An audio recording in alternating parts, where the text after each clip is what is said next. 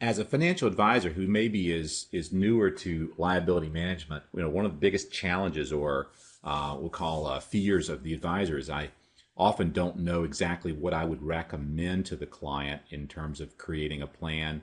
I also don't usually know the current interest rates. I may not know the current closing costs and things like that. And what we've done is we have addressed all that in what we call our artificial intelligence engine that we've developed.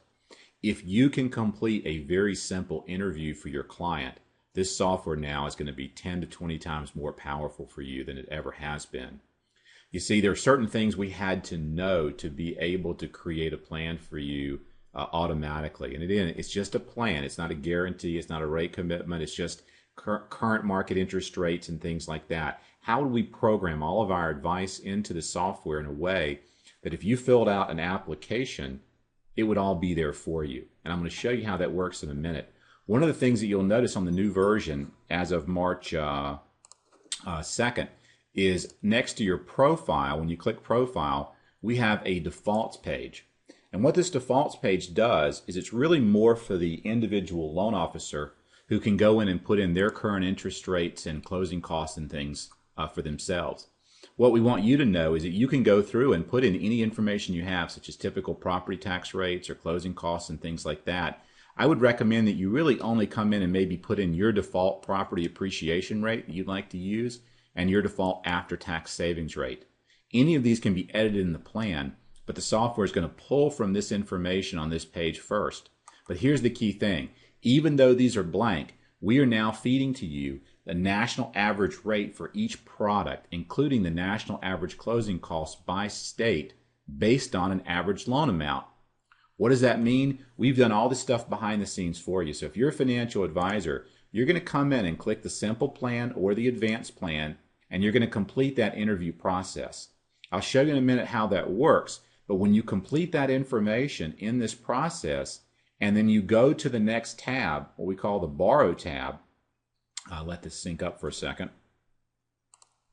Then once you complete the interview information, which anyone can do, right? You can fill out our paper-based form, or you can go through and simply click the Advanced Plan tab, and then click the Ask icon and fill that information out. Have your client fill it out. We're going to show you in a second video, they'll come out next week, how you can have your client fill out this information online and submit it to you directly. What's going to be cool is the artificial intelligence, and I'm going to show you how that works here in just a second. Now, as of March 2nd, 2011, the artificial intelligence is on and running by default in all of the different systems. So if you're in here using the tool, the AI is running, it's learning, and it's starting to support you in a variety of ways. And what I'm going to do is I'm going to go through very quickly and show you how the AI works in a real sample here so you can see how it's going to support you. Now, the artificial intelligence will work with a simple plan or an advanced plan, but just like anything else, the more information the software has, the more accurate it's going to be in making its recommendations. So while I typically really like the simple plan, given that so much of the work is being done for you now, I want you to consider using the advanced plan. And I'm going to use the advanced plan in this situation. Again, the AI will work with both scenarios, but I'm going to use the AI just to show you how effective this can be. I'm going to click Create a New Client Plan. And what I'm going to do is I'm going to go through and assume that you're sitting down right now talking to a client who's about to purchase a home. And I'm going to input all of this information. So we'll use the magic of time-lapse here. I'll hit the pause button, I'll input the information, and we'll show you what I've done. So here's what I've done. I've put in 128 Ridgemont Street. It's a purchase pre-qual. This is actually a property that they're renting now that they want to purchase. Jim and Sandra Preet in Raleigh, North Carolina. I put in their basic information. They're meeting with a realtor on Friday. The contract price is $165. The gross income is $85. Their tax bracket is $30. And note I put in their current rent, which is their current liability. They don't own a home today. They're paying the landlord $900 a month. Just a quick tip while we're here, always remember to click your calculator next to rent and put in an inflation adjuster. I usually use around 2.5% because their rent's not going to stay the same. It's going to go up over time, and you want to reflect that in your analysis. They also have a credit card, MBNA, 12.5%, $5,000 and they're paying $100 a month on that. That's all their liabilities. Their key objective: can we purchase the home with our current savings and keep the payment below $1,000 per month? So in other words, they're trying to keep their payment around what they're spending today. On the existing house, they're not selling a house. On additional resources, they have $40,000 they've saved for the purchase. The new purchase price is $165,000, and ideally they'd like to put down 10%, which is $16,500. That would leave them a loan amount of $148,500. On the suitability questionnaire, they'd like to be in this house. They estimate 6 to 7 years, paying it off over 30 years. They have between $26,000 and $125,000 in other assets. They have no major purchases outside of possibly some furniture and things, and they don't care about rolling the closing costs in. Higher payment, lower tax deduction, and they consider themselves moderate in terms of their risk. So you'll notice this is our normal ask question page. I could have gone with a simple plan and just put in less information, but I want to show you how this works. I've put in all this information, and what's going to happen next is I'm going to click the borrow button, and when I click that borrow button, all of the analytics are going to be done for you, and you'll have an opportunity to review what's been done and see if you agree with the recommendations or not. Let's click the borrow button. Now, when I click this button, note I haven't been to this page yet, okay? That means that what's different now is instead of this being a blank page, we have spent a month going through all of the different scenarios. And again, this is going to continue to evolve each month. But we've looked at these scenarios, looked at best practices, what would we recommend, and we've gone through and modeled that. And you'll see anywhere from 2 to 3 recommendations for each client. The first recommendation in green is what we consider to be the highest and best recommendation. Then you'll see an orange, and sometimes you'll see a red.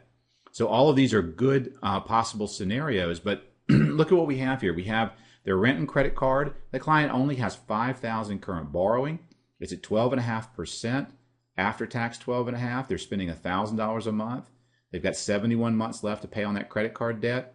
The software has gone in and already looked at and optimized 2 scenarios. The first one is a contract purchase of $165,000 with a 7-year fixed arm. Why 7 years? Because the client said they'd be in the house for 6 to 7 years. That was providing a lower rate. The software will look for the lowest possible rate for the minimum term, meaning that if the 30-year fix today was below 7 years, it would recommend the 31st. But you'll notice the second alternative recommendation is a 30-year fixed, and that interest rate is higher. So it's going to go ahead and recommend the 7-year first. You'll notice it's even smart enough to recommend that the client do an 80% first and a 10% second to avoid mortgage insurance. Now again, you can, just as before, you can alternate and do anything you want here. I can say, well, I don't have an option to do this. This would be nice, but I can't do this. Then you would just begin editing the plan. And if you wanted to take this away, you could come up here and select blank for the equity line and take that away completely and not use our recommendation and change this to 90. And the only thing you need to do then is add in your mortgage insurance here on the payment tab. You put in your mortgage insurance. But the software is literally going through and optimizing and saying 132, 16.5, that gives us the 148 we need with only 10% down. It gives us our minimum payment. It's pulling in the national average interest rates, or it's pulling your interest rates from your default. It's pulling in all of your default estimates for property taxes. If you know the actual property taxes are 165, then that's where you just simply click 165 and everything has been changed for you on this particular page. It's that easy. Alternative 2, 165 on a 30-year fix. We also split the first and second. Now notice the recommendation was to pay off the rent because that's going to go away. You're not going to be renting anymore. And the credit card is also being recommended to be paid off. So the software has actually looked at their current borrowing and said their current interest rate for this borrowing is higher than their cost for their mortgage, and is also seeing if they have cash available. Because they have $40,000 available in cash at closing, they could afford to pay this off. So again, all of this has been done for you. Look at alternative 1. 7-year fixed arm, loan amount's 148, down payment's going to be 16500. That's 10%. I have a default of no points. I have a default of 2,400 in closing costs, so it's pulled all that in. So I have closing costs of 2,400. I'm paying off the credit card debt of 5,000 at closing. So it's saying the cash needed to close is 23,900. I have 40,000 available. That leaves me 16,100. So in both scenarios, the software is optimized to show if you don't buy this house, you'll have $40,000 left over. If you do, in either of these two scenarios, you'll have $16,100 left over. And again, you can override any of the artificial intelligence that's been created here, any of the scenarios. But imagine interviewing your client and going to this page and having this completely optimized for you. In the second session here, you'll notice we've gone through and compared the pre-tax and after-tax payment. Their actual payment now is $1,000 a month after tax. With this new scenario, it's going to be about $712 or $751. That means this green number says they're going to have an extra $288 a month in positive cash flow buying this house, or positive $249.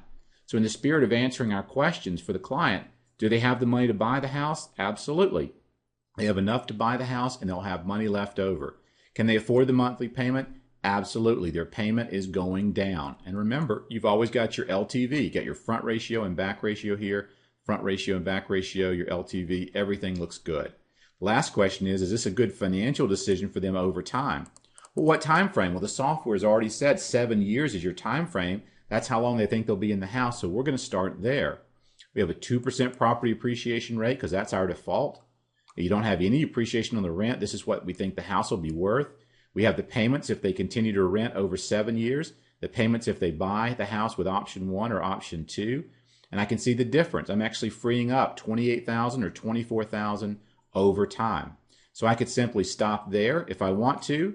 If maybe I was working with a financial advisor in this situation, I could come down and look at my savings rate and decide if this makes sense for that client to actually prepay that money, or are they better off saving that money. And in this case, at a 5% after-tax savings rate, the client would actually be better off going ahead and saving that money over time.